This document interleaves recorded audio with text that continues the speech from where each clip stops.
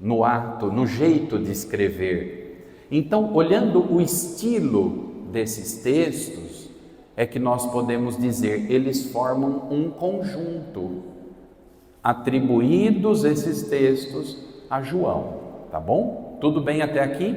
Então, o autor, provavelmente João, aquele apóstolo de Jesus. Se não foi diretamente ele, foi alguém que pôs o nome dele, não é? E se ligava a ele pelo ambiente da comunidade onde esses textos nasceram, tá bom? Em que época foi escrito? No caso, o Evangelho de João e também estas 3 cartas. Quando foram escritos? Nós sempre dizemos assim: Jesus foi crucificado, sofreu a paixão e ressuscitou ali por volta do ano 33, aproximadamente. É uma contagem que pode ter aí algum ajuste, um pouquinho mais, um pouquinho menos, por volta do ano 33. Jesus viveu a sua paixão, morte de cruz e ressurreição. Ora, entre o ano 33 e até o fim daquele século, os textos do Novo Testamento foram sendo compostos, escritos. No caso da literatura de São João, e sobretudo o Evangelho e as cartas, é bem provável que tenham sido escritos ali na última década do 1º século, por volta dos anos 90. Alguns estudiosos chegam a dizer até que pode ter sido escrito nos primeiros anos do 2º século, não é? Lá pelo ano 100, 105, os primeiros anos do 2º século. Nós estamos em que século mesmo? Século 21 já? Meu Deus! Imaginem vocês, nós temos em mãos um texto que foi escrito ali nos anos 90, nós estamos em 2024, certo? Fim do 1º século, ou até mesmo comecinho do 2º século. Ora, quando esses textos foram escritos, as comunidades cristãs já existiam. No fim do 1º século, várias comunidades já tinham sido fundadas por Paulo em suas viagens missionárias e também pelos outros apóstolos que atenderam àquele mandato de Jesus, ide pelo mundo inteiro. O que era o mundo inteiro naquela época? Era sobretudo as regiões da Ásia Menor, as regiões da Grécia. Chegar ao extremo ocidente era chegar, por exemplo, em Roma. Do ponto de vista de quem está na Terra Santa, na Palestina, olhando para o ocidente, o ponto mais ocidental era Roma, a Itália. Então, isto aí era um mundo povoado, era um mundo civilizado, não é? Da cultura produzida por Grécia e por Roma. Onde é que esses textos de São João foram escritos? Muito provavelmente nas comunidades ligadas a João, presentes na Ásia Menor. Na Ásia Menor, certo? Mas tá bom, isto são informações gerais, o autor, a data em que foram escritos, o ambiente, a cultura em que foram escritos. Eu ainda tenho que dizer mais uma informação. Nessa época em que esses textos foram escritos, havia no mundo então povoado uma forte influência do pensamento, da filosofia grega. As ideias da filosofia grega já estavam influenciando para além das fronteiras da própria Grécia. Era uma mentalidade, uma forma de pensamento que influenciava, não é? Boa parte de todas as regiões em volta do mar Mediterrâneo. Isto é o que nós chamamos a cultura greco-romana. João era um homem muito inteligente. Ele conhecia os pensamentos, as correntes de pensamento da sua época. E havia, dentre outras correntes de pensamento, uma que se chamava gnosticismo. A palavra é difícil, você não precisa gravar não. Eu só estou dizendo em poucas palavras que havia uma forma de pensamento que era baseada numa ideia um pouco problemática para a fé cristã. A ideia de que tudo que é matéria e tudo que é corporal não presta, ao passo que tudo que é espiritual é bom. Mas, minha gente, a nossa fé cristã, ela se baseia num fundamento que é este: Deus se fez carne e habitou entre nós. Deus se fez pessoa.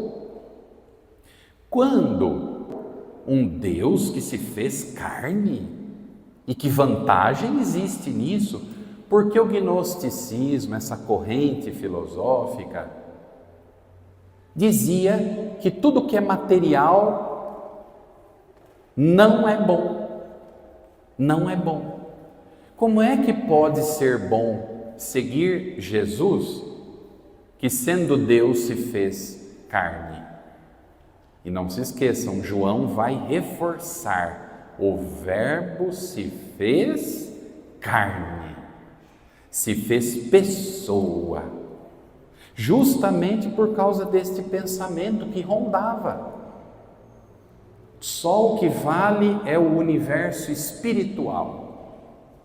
Se lembram nos Atos dos Apóstolos daquela passagem em que Paulo vai pregar o Evangelho de Jesus lá no Areópago, em Atenas?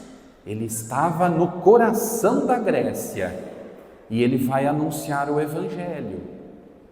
E quando Paulo fala que Jesus, o Filho de Deus feito homem, morreu na cruz e ressuscitou dos mortos, e ele ainda diz: estão vendo ali, tem os altares a todos os deuses, né? O Pânteon da religião grega, que era uma religião politeísta, vários deuses. Paulo viu um altar, estava escrito assim: ao Deus desconhecido. Ele falou: eu vim anunciar esse Deus desconhecido, que aliás é o único, Jesus Cristo, Filho de Deus, que se fez homem, veio até nós, morreu e ressuscitou. Quando Paulo falou da ressurreição, os gregos tudo deve ter dado risada. O fato é que largaram Paulo falando sozinho, abandonaram Paulo e disseram: que absurdo que esse homem está falando, que vantagem que tem voltar a ter vida, sendo que nós estamos nos esforçando para abandonar este corpo, esta matéria, para chegar a ser espírito perfeito. Certo? Um dos filósofos da antiga Grécia, Platão, dizia assim: o corpo é o cárcere da alma. Era um princípio da filosofia de Platão. Platão dizia: tudo que é matéria corporal não presta, só o espírito é que é bom. Minha gente, Deus assumiu a dimensão material da nossa vida, entrou na história deste mundo para nos trazer o amor e no amor nos salvar. Então, para a fé cristã, o cuidado com a vida material também tem lugar. Também tem lugar. E Deus salva a pessoa humana inteira, não só a alma, também a dimensão corporal. Para muita gente isso é difícil de entender, mas isso está no cerne do mistério da encarnação do Filho de Deus, a encarnação do Verbo de Jesus Cristo. Tudo bem até aqui? Dificinho tudo isso, né? Mas eu quero dizer para vocês, em resumo, que o autor, João, tinha por preocupação reforçar esta verdade. O nosso Deus nos ama tanto que Ele veio a nós na carne. O seu Filho único, Jesus Cristo, se fez carne e habitou entre nós. E isto, diz João, é uma verdade, é uma verdade. Vejam como começou a primeira carta de São João. Uma característica do jeito de João escrever tão bonita, vocês prestaram bem atenção? Diz assim, olha, tudo o que era desde o princípio, o que ouvimos, o que vimos com os olhos, o que contemplamos e o que as nossas mãos apalparam do Verbo da vida, porque a vida se manifestou, nós a vimos e dela vos damos testemunho, vos anunciamos esta vida eterna. Que bonito isto! João gosta desta dimensão sensorial, ou seja, que diz respeito aos 5 sentidos: o olhar, a audição, o tato. A experiência de João e dos outros apóstolos com Jesus foi real, foi literalmente palpável. Ele está dizendo isso aqui para nós. Jesus não é uma lenda, Jesus não é um mito. A pessoa do Filho de Deus feito carne, nós vimos, ouvimos, apalpamos, nós tocamos o Verbo da vida. Por isso, também no Evangelho, tudo que eu vou falando aqui para vocês, vocês já vão guardando aí no bolso e no coração, porque nós vamos usar para o Evangelho de João, que é a próxima tarefa de casa. Lá no Evangelho de João, ele faz questão de ressaltar algumas dimensões também do toque. Se lembram da passagem de Tomé? Tomé, vem aqui, põe o teu dedo no lugar dos pregos, sou eu, constata, é o meu corpo também, eu estou vivo, o tato, o toque. Que bonito! Vejam a semelhança, o que está aqui no comecinho da carta de João, com uma passagem lá do Evangelho de João. Então, para João, a verdade de que o Filho de Deus se fez carne precisa ser anunciada. Ele reforça esse anúncio. Para ele isso é importante. Por quê? Porque na época que ele viveu, havia pessoas que diziam assim: Jesus se fez carne? Não, isso daí não é bem assim. Ele se disfarçou. Havia pessoas que anunciavam isto, viu? Não, ele se disfarçou de pessoa. Não é que ele assumiu mesmo a nossa humanidade, por causa daquela mentalidade de que o que é humano, material, carnal, é desprezível. Tudo bem?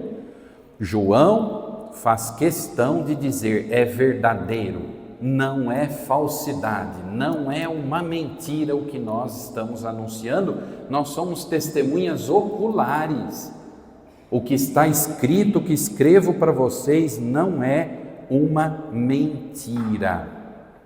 O que vimos e ouvimos, vô-lo anunciamos, para que estejais também em comunhão conosco. Veja aí, João está escrevendo para uma comunidade dentro da qual algumas pessoas estavam vacilando na fé no mistério de Deus que se fez carne. Para que vocês estejam em comunhão conosco. Não se esqueçam, são os anos 90 do primeiro século. Ora, anos 90 já fazia uma boa distância, né? Do ano 33 para o ano 90. Sim ou não? Então, era preciso que João reforçasse este fundamento da fé cristã. Muito bem.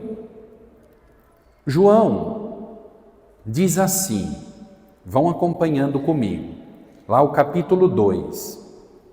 O que guarda a sua palavra, a palavra de Cristo, nesse verdadeiramente o amor de Deus está realizado. Guardar a palavra de Cristo, guardar os mandamentos de Cristo, é nosso papel como cristãos. Quem guarda a palavra, nele o amor de Deus está realizado. Pensem comigo, uma pessoa querida, não sei, algum familiar, pai, mãe, uma pessoa que já partiu deste mundo. A palavra ou as palavras, os ensinamentos que essa pessoa falava, não ficam ecoando dentro de nós? Quando ela já se foi, não fica gravado na memória do coração? Fica, não fica?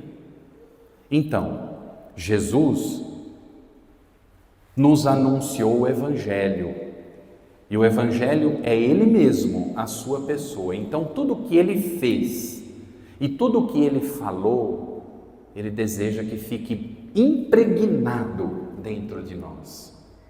Guardar a palavra dEle, e a palavra é Ele mesmo, porque Ele é a palavra que se fez carne, verbo que se fez carne. Guardar tudo isso dentro de nós, gravado dentro de nós, é a garantia de que o amor de Deus se realiza em nós. Tudo bem até aqui? Avançando mais um pouco nesta carta, São João vai dizendo que é preciso que nós estejamos atentos com relação aos apelos deste mundo. É preciso vencer a concupiscência do mundo, é preciso vencer as seduções do mundo, mantendo-nos firmes em Jesus Cristo. Aqui vale aquela compreensão: nós estamos no mundo, mas não somos do mundo. Assim é o cristão vivendo neste mundo. Estamos nele, mas não somos dele. Aqui não é a nossa pátria definitiva. Portanto, tudo aqui é fugaz, tudo é passageiro. É preciso que estejamos atentos e cuidemos para não nos deixarmos levar pelas seduções deste mundo. João ainda diz, sempre no capítulo 2, se quiserem acompanhar comigo, lá no versículo 24 e 25. Procurai que permaneça em vós o que ouvistes desde o início. Que permaneça em vós o que ouvistes desde o início. Minha gente, humanamente falando, nós deixamos cair no esquecimento as coisas. Deixamos cair no esquecimento e com muita facilidade abandonamos o caminho do Cristo. João alerta os membros de uma comunidade cristã, atentos às seduções do mundo, são fortes. João fala também do anticristo, e às vezes ele usa até a expressão no plural, os anticristos. Certamente João se refere a pessoas que naquele contexto já tinham rompido com a comunidade e negado a fé no Filho de Deus feito homem, nosso Salvador. Por isso, anticristos, aqueles que se deixaram levar pela mentalidade do tempo, a mentalidade do mundo, e negaram o pensamento, a mensagem do Cristo. João vai chamar a comunidade a um verdadeiro discernimento espiritual. É preciso ver o que é de Deus, o que vem do Cristo, para ficar com o que é do Cristo. E quem está em Cristo e guarda a sua palavra está no amor do Pai. E não vai se perder, porque esta é a verdade, o resto é mentira. Tudo isto é João falando. Então, procurai que permaneça em vós o que ouvistes desde o início. Se em vós permanece o que ouvistes desde o início, vós também permanecereis no Filho e no Pai. Permanecer unido a Cristo e unido a Cristo permanecer no Pai. Como é que a gente permanece em Cristo? Guardando os seus mandamentos, guardando a sua palavra. Permanecei nele. Vejam lá no finzinho do versículo 27.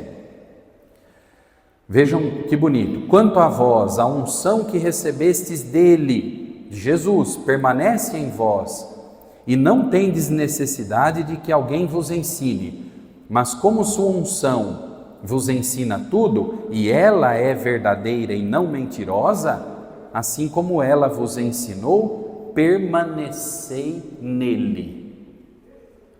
João está dizendo, vocês já foram ungidos no batismo. Não se esqueçam, João escreve esta carta para uma comunidade de fé, uma ou mais, não sabemos. Aquelas comunidades lá da Ásia Menor. Então ele está se dirigindo a pessoas que já vivem a fé cristã dentro de uma comunidade. Vocês já foram ungidos, então vocês não abandonem a verdade, não se deixem levar pela mentira, permanecei nele. Que bonito, João fala tudo isso chamando os membros da comunidade de filhinhos. Olha o carinho de João, filhinhos. É um pai ensinando os seus filhinhos. Eu fico imaginando nas entrelinhas desse texto a figura de João educando, ensinando a comunidade. A primeira carta de João tem esse estilo de exortação, é um pai exortando os filhinhos. Fiquem atentos, filhinhos, tem muita mentira aí fora. Permaneçam na unção que vocês receberam. A verdade é uma, é Cristo, sim, Ele se fez carne. Permanecei no amor dEle. Que coisa bonita. No capítulo 3 da primeira carta, vão acompanhando aí comigo. Capítulo 3, versículo 1. Vede que manifestação de amor nos deu o Pai, sermos chamados filhos de Deus, e nós o somos. De novo, João está escrevendo para pessoas que já foram batizadas. Somos filhos de Deus. O batismo imprimiu isso em nós, graças ao Filho único. Quem é o Filho único do Pai? Jesus Cristo. Em Jesus Cristo, que é o Filho único, unigênito, todos nós fomos adotados como filhos e filhas do Pai, pelo batismo que nós recebemos. A gente não fala sempre isso? No batismo você se tornou filho, filha de Deus. Nós o somos. Muito bem. E nós sabemos que por ocasião da sua manifestação, seremos semelhantes a Ele, porque o veremos tal como Ele é. Filhinhos, vejam lá no versículo 7, filhinhos, que ninguém vos desencaminhe. Filhinhos, que ninguém vos desencaminhe. Não percam a inspiração primeira, o que anunciamos a vocês desde o princípio. Lembrem, João está lá no fim do primeiro século, já um pouco distante dos acontecimentos em torno de Jesus. Não que ninguém vos desencaminhe. Depois, vejam o versículo 10. Depois do versículo 7, o que pratica a justiça é justo, assim como ele é justo. Aquele que comete o pecado é do diabo, porque o diabo é pecador desde o princípio. Para isto é que o Filho de Deus se manifestou, para destruir as obras do diabo. Todo aquele que nasceu de Deus não comete pecado, porque sua semente, a semente de Deus, ou seja, a palavra de Deus, permanece nele. Lembrem da parábola do semeador, as sementes que caem pelo caminho. Esta semente aqui é alusão à palavra semeada em nós. A semente de Deus permanece nele. Ele não pode pecar porque nasceu de Deus, foi batizado. Nisto são reconhecíveis os filhos de Deus e os filhos do diabo. Todo o que não pratica a justiça não é de Deus, nem aquele que não ama o seu irmão. Ser de Deus ou não ser de Deus, e não ser de Deus é ser do diabo, aqui na linguagem de João. É muito claro, e é uma escolha que é preciso fazer. Filhinhos, ninguém vos desencaminhe. Ninguém vos desencaminhe. Pois bem, vejam, seguindo ali o versículo 14. Estão me acompanhando nos versículos aí? Sim? Tudo isso vocês já leram, eu só estou recapitulando e passando a primeira carta de João. Nós sabemos que passamos da morte para a vida, porque amamos os irmãos. Agora João começa um tema importantíssimo da vida cristã. Quem é de Deus em Jesus Cristo não tem como amar a Deus se não ama o seu irmão. Se nós amamos a Deus, nós amamos quem é filho de Deus também. Eu sou e cada um é, pelo batismo. Então, seria uma grande incoerência amar a Deus e não amar o irmão. Como posso amar a Deus a quem não vejo? Se não amo o meu irmão a quem vejo? Tudo isso é literatura de São João. Está aqui, não é uma invenção. Condição para o amor a Deus é o amor ao irmão a quem eu vejo. Por isso ali o versículo 14 nos deixa bem claro que nós passamos da morte para a vida porque amamos os irmãos. João está dando este ensinamento para uma comunidade que está sofrendo fortes influências de se desviarem do caminho de Cristo. Uma comunidade que sofre as influências do pensamento grego, que semeou no meio da comunidade ideias distorcidas a respeito da encarnação de Jesus e da sua ressurreição. Porque também é verdade que o pensamento grego reforçava um princípio muito individualista, alcançar eu sozinho a minha salvação, abandonando a materialidade e tornando-me espiritual, eu sozinho. Na vida cristã, diz João, não tem como caminhar passo a passo com Cristo, sem a dimensão de comunhão no amor. Amar a Deus e amar o irmão. Isto é bem claro aqui. Aquele que não ama permanece na morte. Aquele que não ama permanece na morte. Está aqui o cerne da vida cristã, o mandamento do amor. Amar a Deus sobre todas as coisas, amar o próximo como a si mesmo.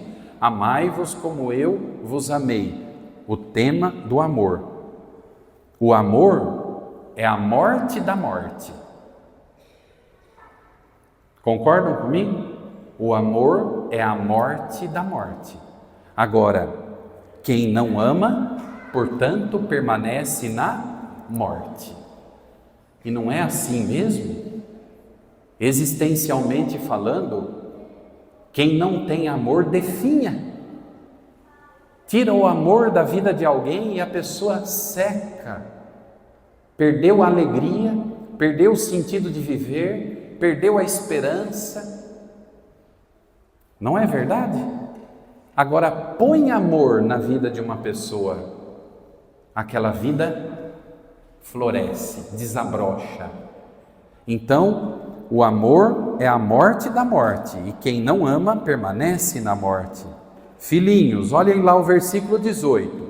Filhinhos, não amemos com palavras, nem com a língua, mas com ações e de verdade.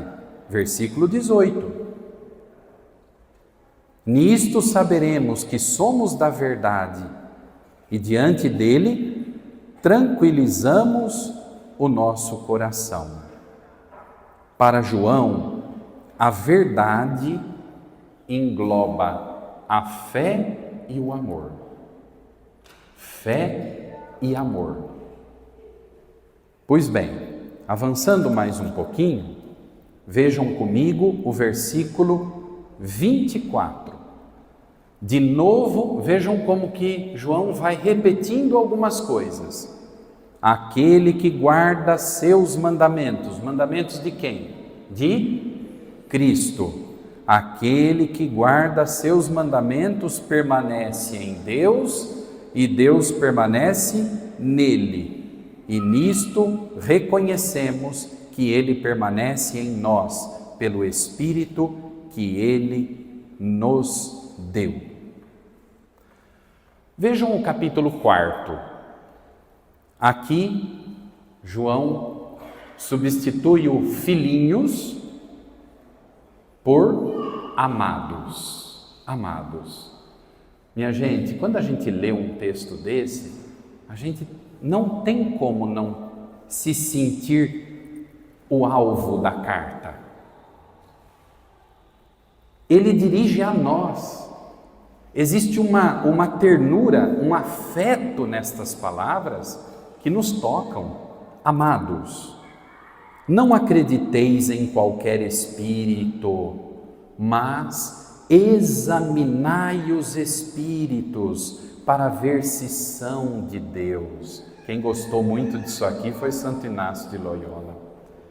Santo Inácio de Loyola, grande místico, inclusive deixou na tradição da igreja preciosas regras de discernimento dos espíritos. O que é o Espírito de Deus para o nosso bem, o que não é o Espírito de Deus que devemos rejeitar. Está aqui, é na carta primeira de São João. O cristão não é do mundo, mas ele está no mundo. E ele deve fazer uso da sua liberdade com inteligência para discernir o que é de Deus e o que não é de Deus. Pois muitos falsos profetas vieram ao mundo. Olha lá, falsos profetas que anunciaram mentiras. E Jesus já tinha alertado, não? Muitos virão em meu nome. Cuidado.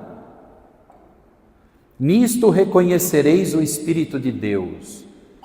Todo espírito que confessa que Jesus Cristo veio na carne é de Deus. Estão entendendo? Aquele pano de fundo que eu dei para vocês é uma chave que ajuda a ler toda essa carta. Não se esqueçam, fim do primeiro século, havia muita gente propagando ideias de que um Deus feito carne, que se fez pessoa, era rejeitado. E com isso rejeitavam o fundamento da fé cristã. Por isso João insiste: nisto reconhecereis o Espírito de Deus. Como que eu posso saber que o Espírito é de Deus, que é inspiração de Deus? Todo espírito que confessa que Jesus Cristo veio na carne é de Deus. E todo espírito que não confessa Jesus não é de Deus. É este o espírito do anticristo. Dele ouvistes dizer que virá, e agora ele já está no mundo.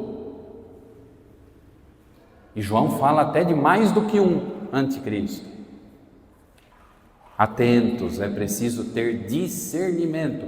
O cristão, minha gente, caminha no mundo olhando para o alto, sem tropeçar. Olhando para o alto quer dizer a meta da sua salvação, que é o amor de Deus. Vejam o versículo 6: nós somos de Deus, quem conhece a Deus nos ouve, quem não é de Deus não nos ouve. Ele está falando para uma comunidade onde tinha gente infiltrada ali, que estava disseminando ideias erradas, ideias gnósticas, ideias totalmente contrárias ao fundamento da fé cristã, que é a encarnação do Filho de Deus, o Espírito da verdade e o Espírito do erro. Vejam o versículo 7, passagens tão conhecidas de todos nós. Amados, amemo-nos uns aos outros, pois o amor vem de Deus, e todo aquele que ama nasceu de Deus e conhece a Deus. Aquele que não ama não conheceu a Deus, porque Deus é amor. Chegamos ao nervinho, chegamos ao nervo do Novo Testamento inteiro. Por que eu pedi para vocês começarem esta leitura atenta, orante da Bíblia pela primeira carta de João? Porque aqui está o fundamento de tudo. Deus nos amou sem que nós merecêssemos. Ele nos deu o Filho dele que se fez homem e veio a este mundo para nos salvar num amor de cruz, porque Deus é amor.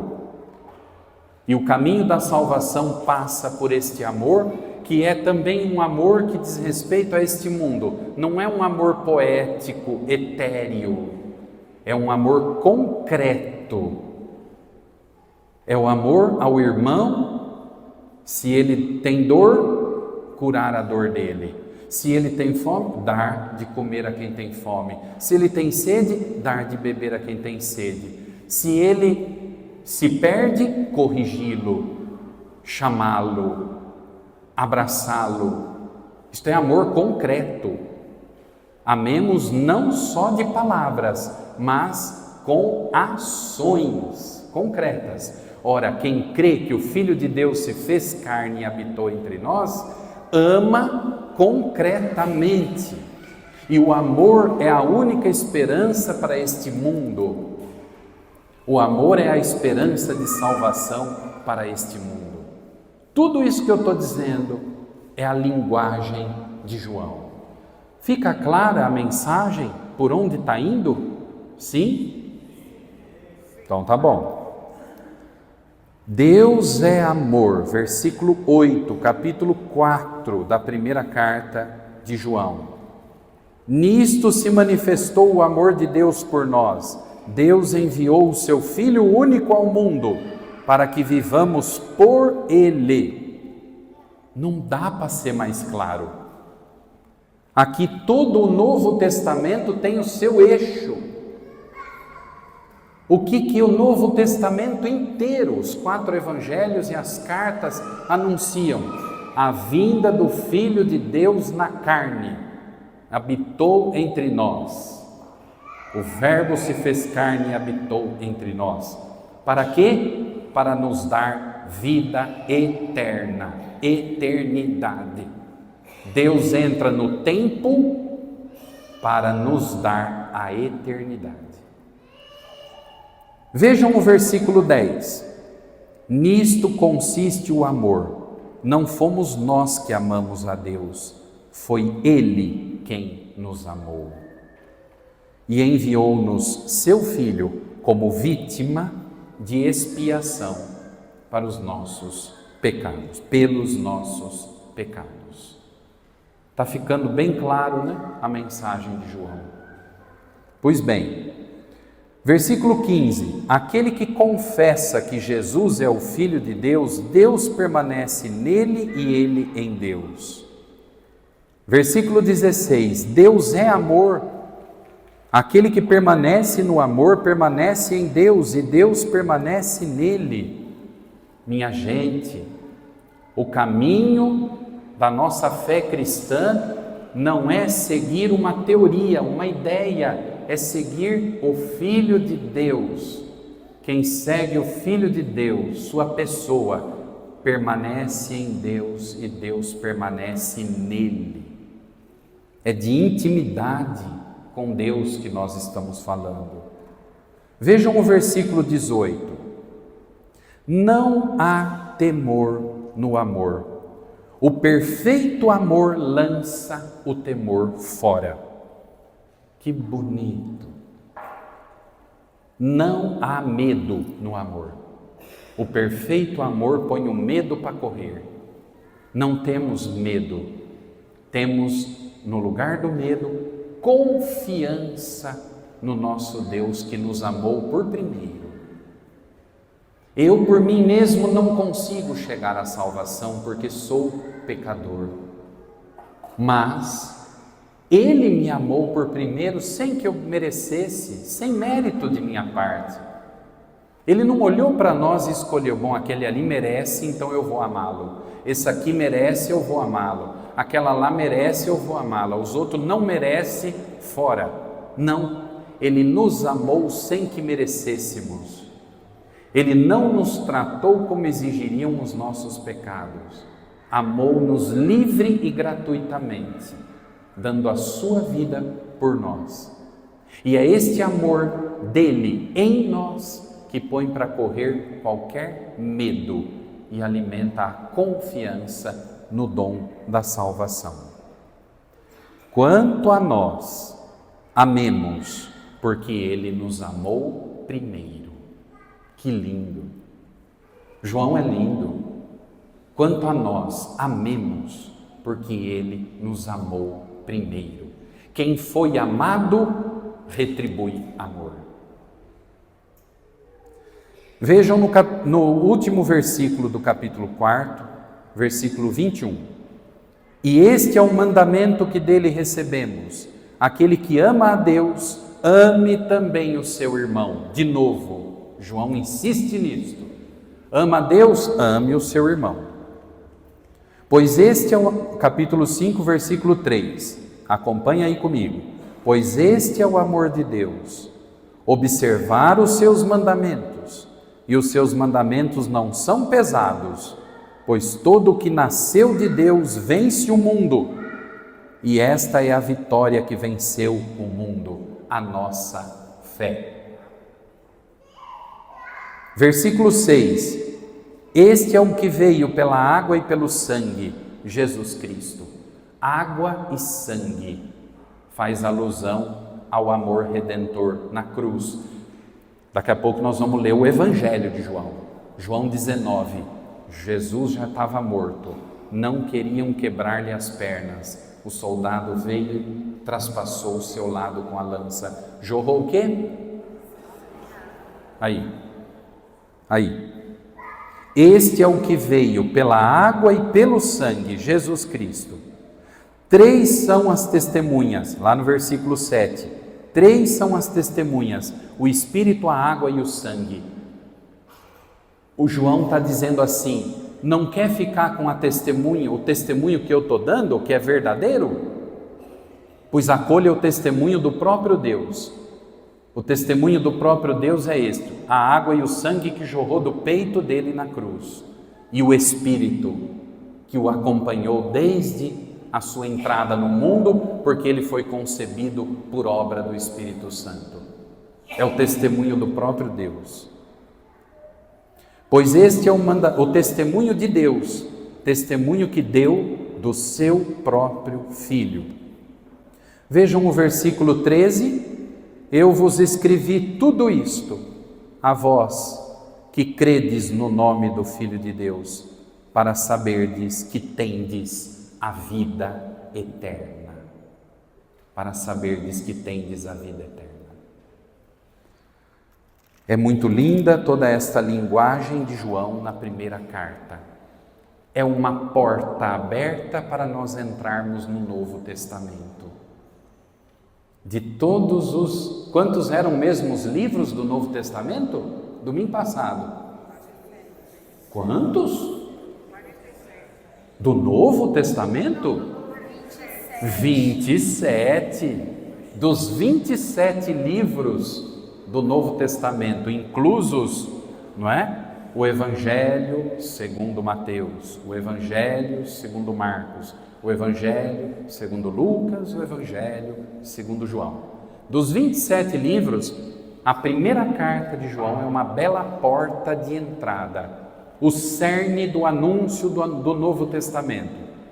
Filho de Deus Jesus Cristo se fez homem, habitou entre nós, deu a sua vida por nós.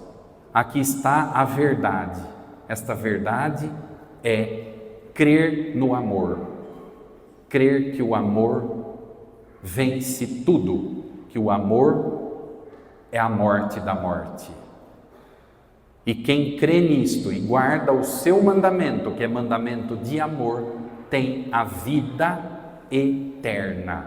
Tudo numa lógica muito bem organizada, tudo muito bem escrito.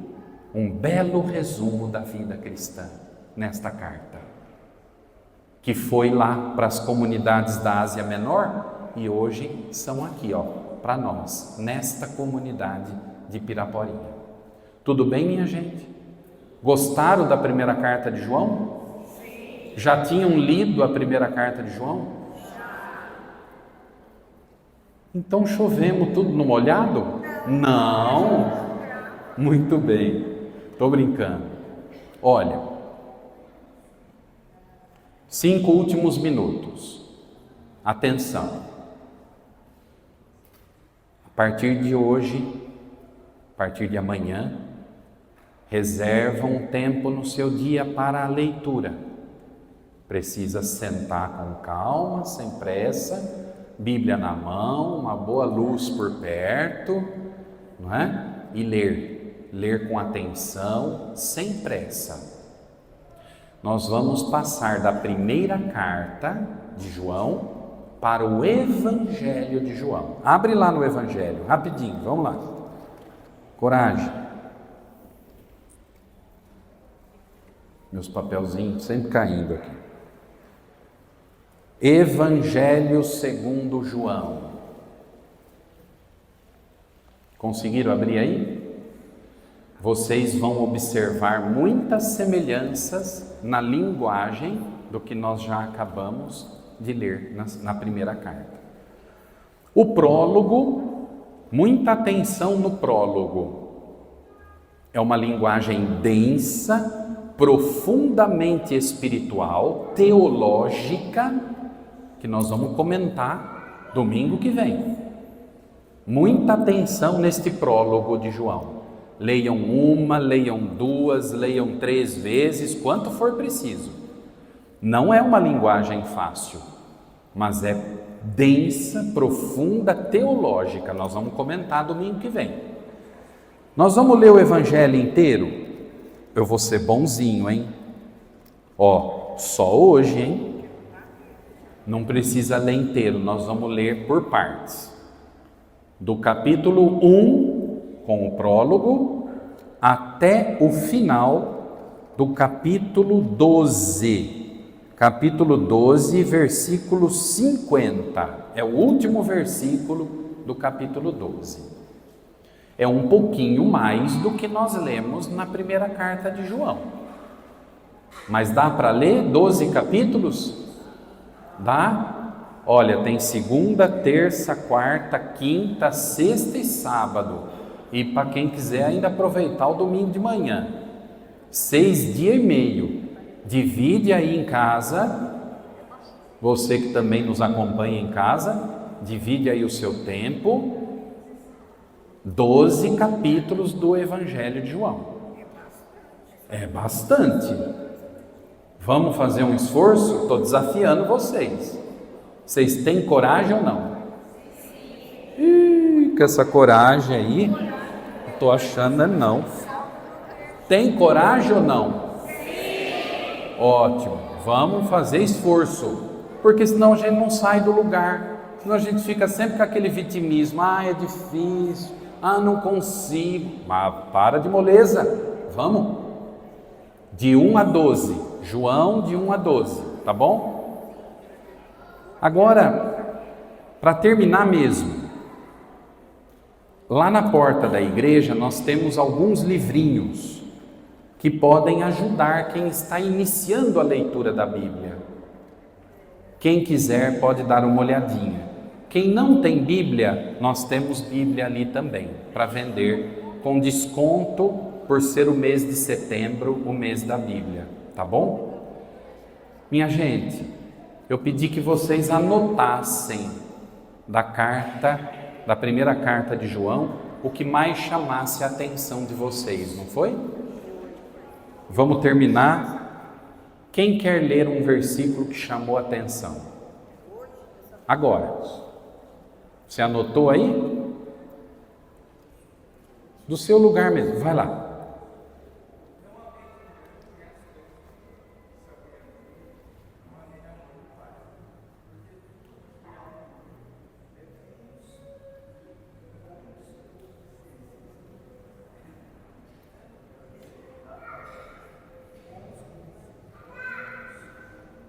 Concupiscência.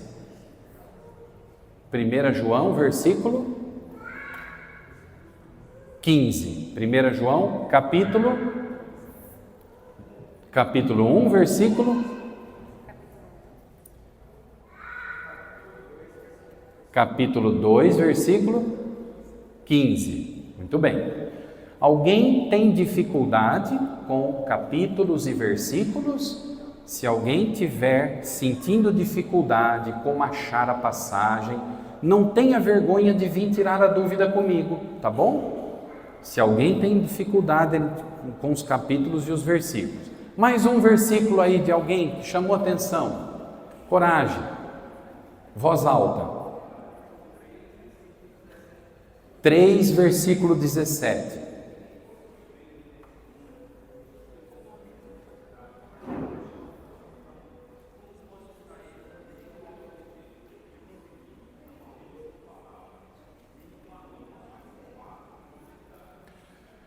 É bonito, né? Não ameis só com palavras, mas em atos e de verdade. Quem mais? Um versículo que te chamou a atenção. Rapidinho, vai ter missa. Vai lá. 2, versículo 1.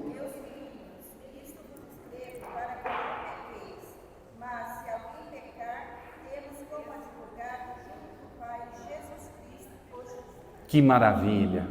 Não pequeis, mas se pecardes, temos um advogado, o justo, junto do Pai. Mais um versículo. Foi aquele mesmo? Quem mais? Capítulo 4, versículo 20. Bem alto, vamos lá. Se alguém disser, ama a Deus, mas odeia seu irmão, é mentiroso. Porque aquele que não ama seu irmão, a quem vê, é incapaz de amar a Deus e a quem não vê. Se dissermos que amamos a Deus, mas não amamos o irmão, é mentiroso. Somos mentirosos. Como posso amar a Deus a quem não vejo, se não amo o meu irmão a quem vejo? Não é? Mais um. Vai lá, meu filho, capítulo 2, versículo 6.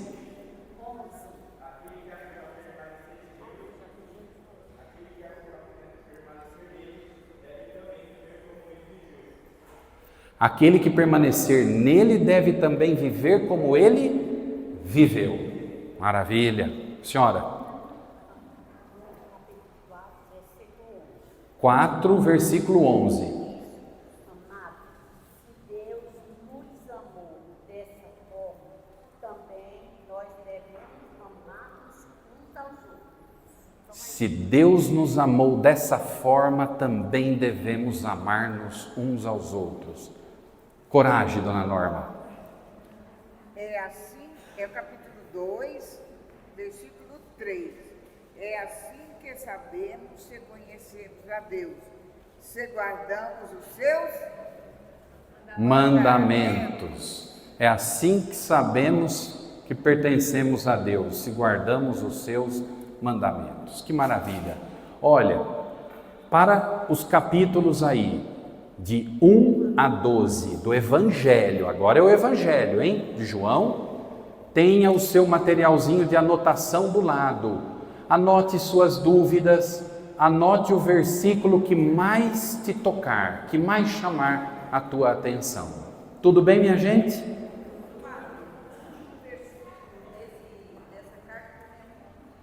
O último versículo desta carta. Leia ali. Filhinhos, guardai-vos dos ídolos. O ídolo é a falsidade, a mentira, a enganação. O ídolo não é o Cristo. Cristo é a verdade. Nele o amor e a eternidade. Que maravilha. Muito bem, olha que catequese hoje, hein? Eu acho que foi boa, não foi? Domingo que vem nós estaremos aqui de novo? Então, traga a sua Bíblia e faz a tarefa de casa. Vamos ficar em pé. Tua palavra é lâmpada para os meus pés, Senhor. Lâmpada para os meus pés, Senhor. Luz para o meu caminho. Lâmpada para os meus pés, Senhor, luz para o meu caminho. E mais um versículo. Onde o amor e a caridade, Deus aí está. Onde o amor e a caridade, Deus aí está. Chegou o amor e a caridade. O Senhor esteja convosco. Abençoe-vos Deus Todo-Poderoso, Pai, Filho e Espírito Santo. Amém. Daqui a pouco temos a missa. Até domingo.